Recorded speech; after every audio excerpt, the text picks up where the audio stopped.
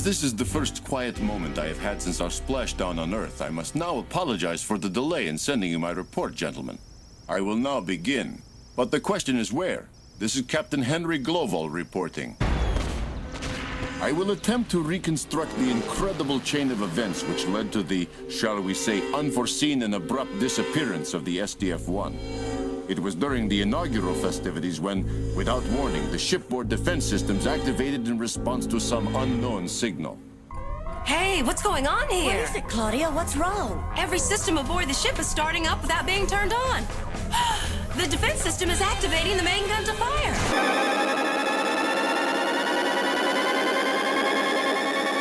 5, 4, 3, 2, 1, fire!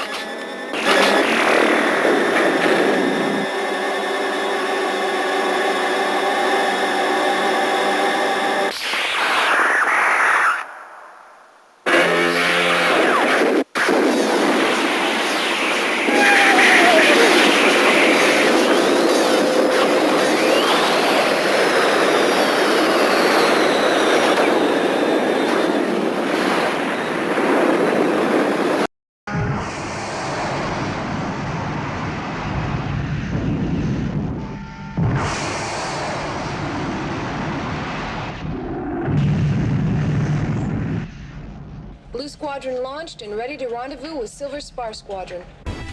With a crew as inexperienced as that of the SDF-1, we were completely at the mercy of the alien forces.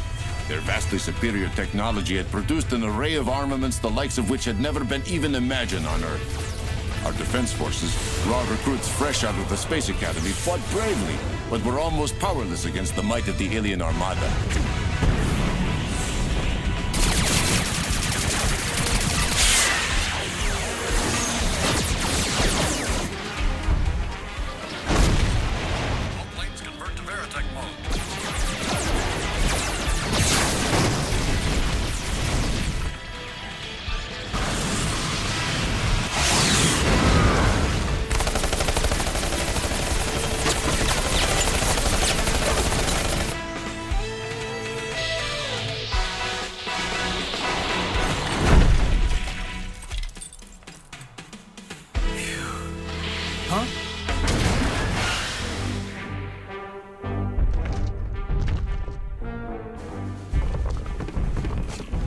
It was at this time that we had our first close look at the aliens. Calculations made from the information found in the SDF-1 proved to be correct.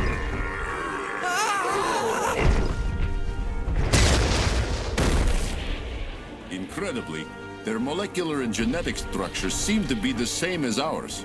In fact, except for their enormous size, 9 or 10 times that of humans, they were indistinguishable from us.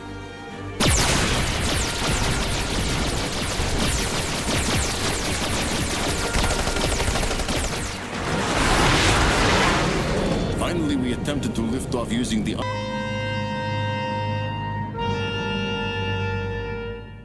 Is this it? What do you think? It's just a box with stop and start on it. It's fairly straightforward. If you want to start it, press start. You can work out the rest of the controls for yourself. It's absolutely pathetic. Right, let's holly-hop. Engage drive, drive engaged. Initiating ignition sequence initiated. Get on with it.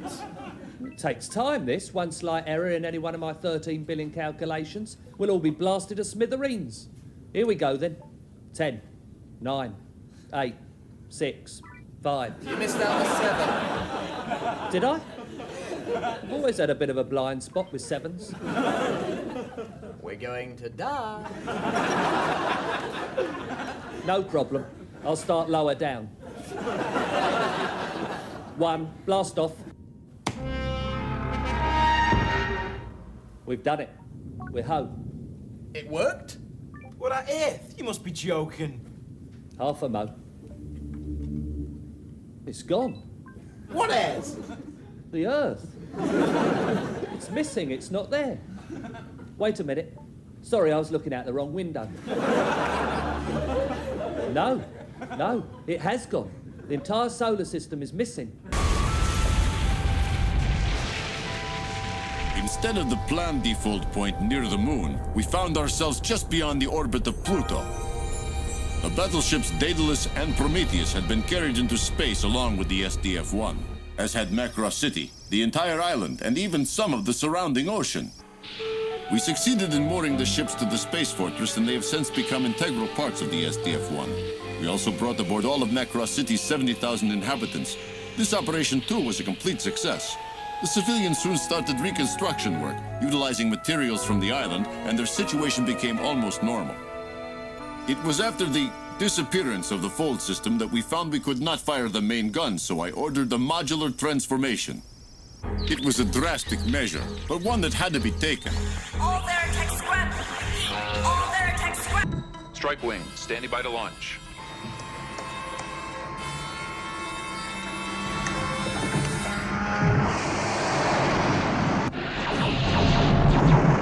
An awful lot of them, Skipper.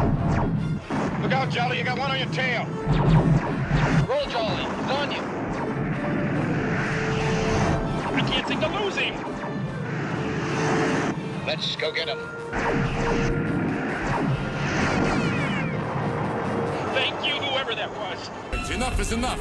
We will now carry out Dr. Lang's modular transformation on my command. All right. Ramrod will now take navigational control. Acknowledge, April. Navigational control on. Ramrod challenge phase 1.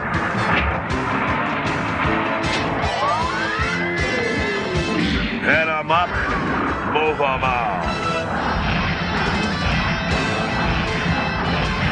Power stride, and ready to ride.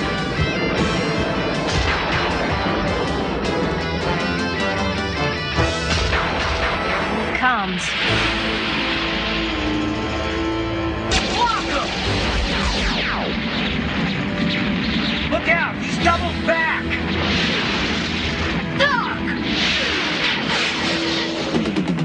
All right, boys, let's laser rope this renegade dope! Commence primary ignition.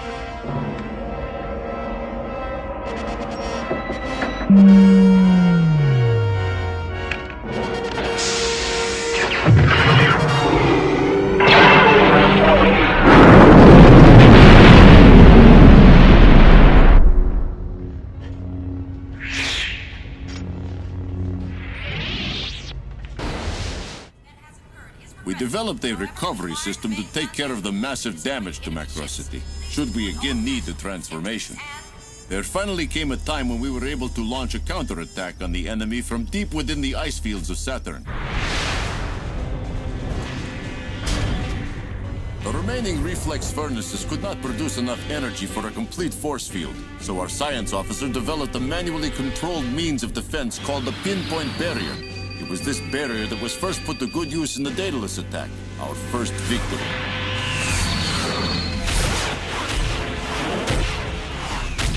I can't move it fast enough, I'll never make it!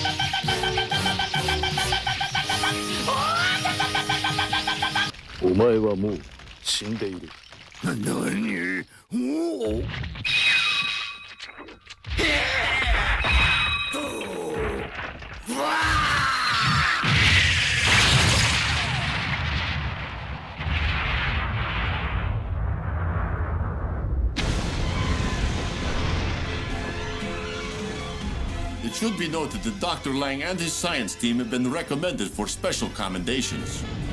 By this time, unfortunately, we were reaching dangerously low levels in fuel, vital supplies, medicines, everything.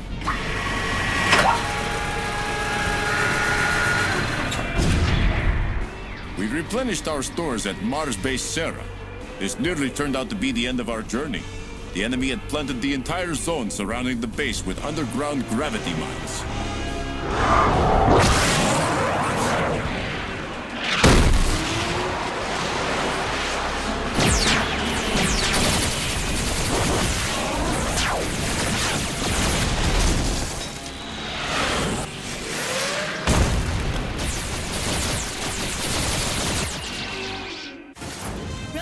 will return after this.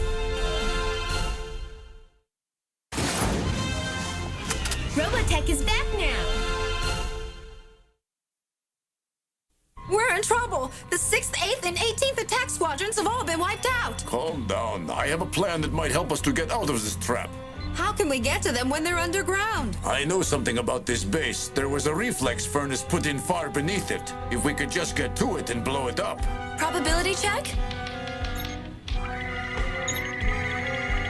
It looks like it will work. All right, we'll start the operation immediately. Lieutenant Hayes is on the base. Tell her to find the furnace controls and turn them on. Yes, sir. You want me to blow the base up? I want you to put the furnace into overdrive so it will blow up and destroy the enemy's mine system. It's our only chance. Destruct sequence completed and engaged. Awaiting final code for 1 minute countdown. Code 0, 0, 0. Destruct. 0. Destruct sequence is activated. Only the bravery of Lieutenant Commander Hayes made it possible for us to escape the aliens' trap.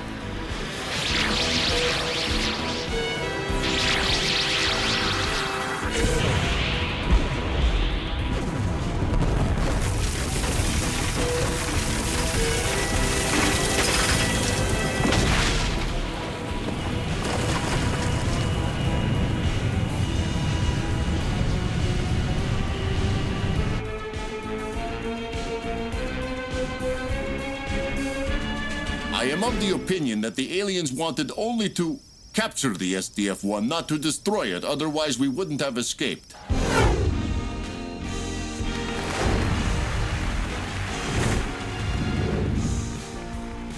Morale was high. We even organized a beauty contest. But with Earth in sight and surrounded by countless enemy ships, we had little time to celebrate.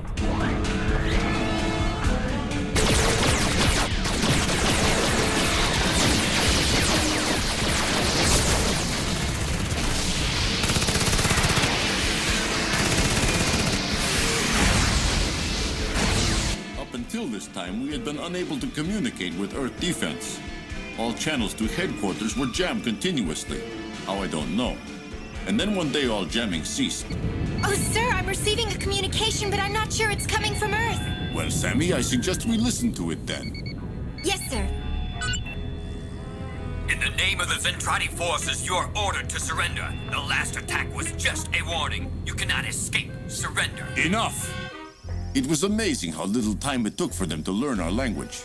And we found that the Zentradi meant what they said.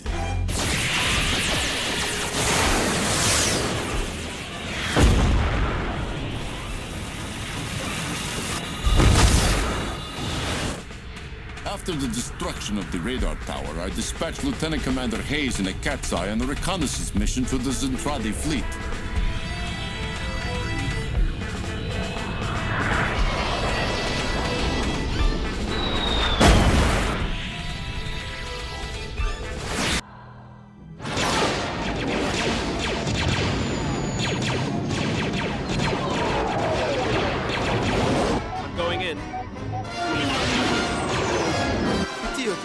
Here goes nothing.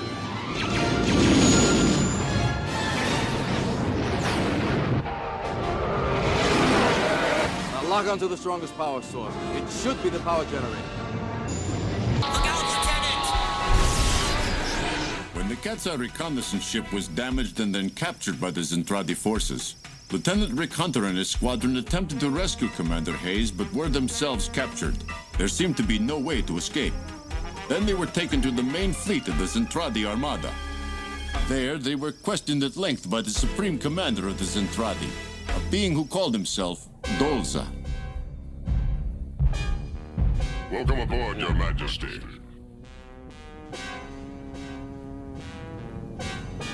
Greetings, Earthlings. My name is Dolza, Commander-in-Chief of all the forces of the Zentradi. You will now submit to my interrogation.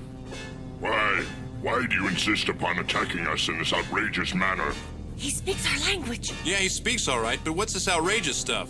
Ben, for once in your life, will you just listen and be quiet? It seems our communication methods are working. Tell us what you know of protoculture. Forget it. I don't know anything about it. Stop your lying.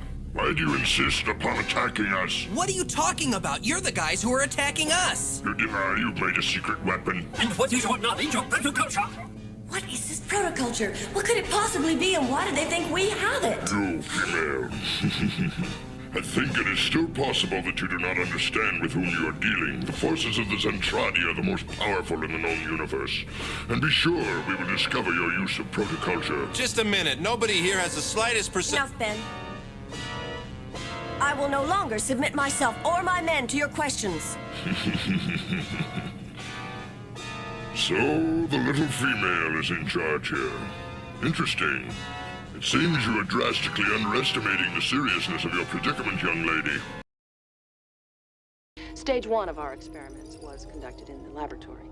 Stage 2 of the series will be attempted in a lifeless underground. Stage 3 will involve the process on a planetary scale. It is our intention to introduce the Genesis device into a pre-selected area of a lifeless space body, a moon or other dead form. The device is delivered, instantaneously causing what we call the Genesis effect. Matter is reorganized with life-generating results. Why have you destroyed it? Perhaps now you'll understand the power of the Zentradi and begin giving me some answers. Let us consider it. Very well, you may deliberate, but do it quickly. There's a way out of this. Think, Lisa, think. There's got to be some way of bluffing them. But what could it possibly be? I thought I told you to do your thinking quickly. There must be some reason they choose not to destroy us. I don't believe you have enough power. Impertinence. Are you crazy? Let me handle this. The SDF-1 has much greater power than this bucket of bolts. Commander, look out! Hey,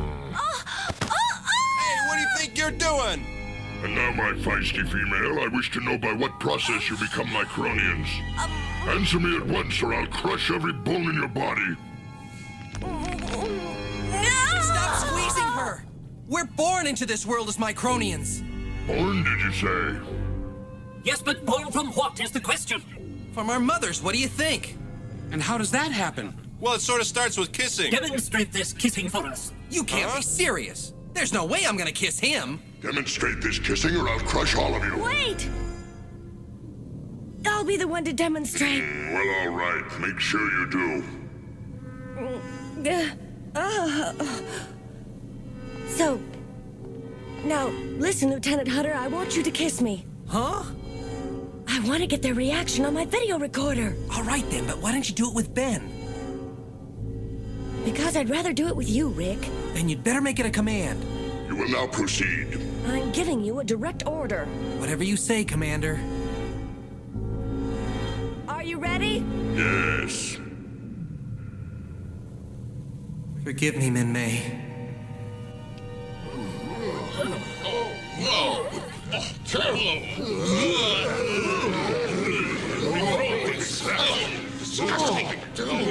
This results from protoculture?